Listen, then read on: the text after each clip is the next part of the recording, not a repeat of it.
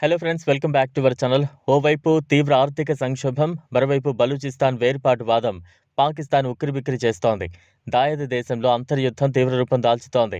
తాజాగా సింధ్ ప్రాంతంలో జనం రోడ్లపైకి వచ్చి విధ్వంసం సృష్టించారు. నౌషెరో-ఫిరోజ్ జిల్లా మోరో తాలూకాలో మంగళవారం జరిగిన ఆందోళనలు అదుపు తప్పి ఏకంగా సింధ్ రాష్ట్ర హోంమంత్రి జియావుల్ హసన్ లంజార్ ఇంటికి నిప్పంటించారు. భద్రతా బలగాలు, నిరసనకారుల మధ్య జరిగిన ఘర్షణ అనంతరం ఈ ఘటన చోటు చేసుకుంది.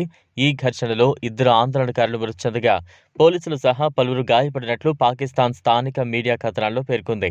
ఆగ్రహంతో ఊగిపోయిన ఆందోళనకారులు మంత్రి లంజా నివాసంలో ప్రవేశించి గదుల్లోని ఫర్నిచర్కు నిప్పు పెట్టారు. అలాగే ఏసీలను పైకప్పు మీద నుంచి కింద పడేశారు.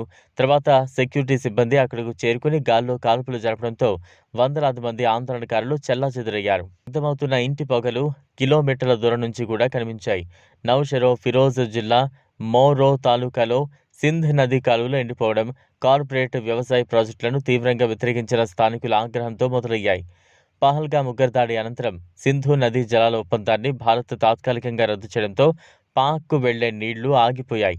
దీంతో పాక్ ప్రభుత్వంపై జనం తిరగబడ్డారు.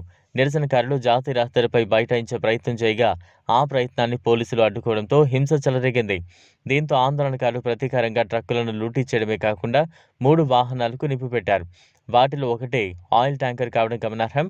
ఈ ఘటనకు సంబంధించిన వీడియోలు సోషల్ మీడియాలో వైరల్గా మారాయి. ఒక వీడియోలో యూరియా బస్తాలతో ఉన్న ట్రక్కు పైకి నిరసనకారులు ఎక్కిన దృశ్యాలు కనిపించాయి. కొందరు ఆ బస్తాలను ట్రక్ నుంచి కిందకు పడేసినట్లు కనిపించగా మరికొందరు వాటిపై బైక్లను తీసుకువెళుతూ కనిపించారు. వీరిని చెదరగొట్టేందుకు పోలీసులు ప్రయత్నించడంతో ఘర్షణకు దిగారు. ఈ క్రమంలోనే పోలీసులు తప్పనిసరి పరిస్థితుల్లో కాల్పులు జరపాల్సి వచ్చింది. కథనాల ప్రకారం పోలీసుల కాల్పులో 2 ఆందోళనకారులు ప్రాణాలు కోల్పోయారు. 3 పోలీసులకు గాయాలయ్యాయి. వీరిలో ఒకరి తలకు తీవ్ర గాయమైంది. రక్తమోడుతూ చికిత్స కోసం ఆసుపత్రికి వెళ్లిన అతన్ని అక్కడి నుంచి బయటకు పంపినట్లు నివేదికలు చెబుతున్నాయి. పహల్గామ్ ఉగ్రదాడికి ప్రతీకారంగా భారత్ చేపట్టిన ఆపరేషన్ సింధూర్తో ఇరు దేశాల మధ్య 4 రోజుల పాటు నాగిన సైనిక ఘర్షణలు మే 10న జరిగిన కాల్పుల విరమణ ఒప్పందంతో తగ్గుముఖం పట్టిన విషయం తెలిసిందే. మరోవైపు బలూచిస్తాన్లోని వేర్పాటువాదుల దాడులు కొనసాగుతున్నాయి. తాజాగా బుధవారం కుజ్దార్ జిల్లాలో సైనిక స్కూల్ బస్సుపై ఆత్మాహుతి దాడి చేశారు. కారు బాంబు దాడిలో 5గురు ప్రాణాలు కోల్పోయారు. వీరిలో 3 బాలికలు, డ్రైవర్, సెక్యూరిటీ గార్డు ఉన్నారు. ఇంకా 38 మంది గాయపడ్డారు. పాకిస్తాన్ ప్రభుత్వం ఈ దాడికి భారతదేశం మద్దతు ఇస్తున్నట్లు ఆరోపించింది. అయితే భారత ప్రభుత్వం ఈ ఆరోపణలను ఖండించింది. గతంలోనూ పాక్ ఇలాంటి ఆరోపణలు చేయడం గమనార్హం. ఈ వీడియో మీకు నచ్చినట్లయితే లైక్ చేయండి, షేర్ చేయండి, ఛానల్ను సబ్స్క్రైబ్ చేసుకోండి. Thanks for watching.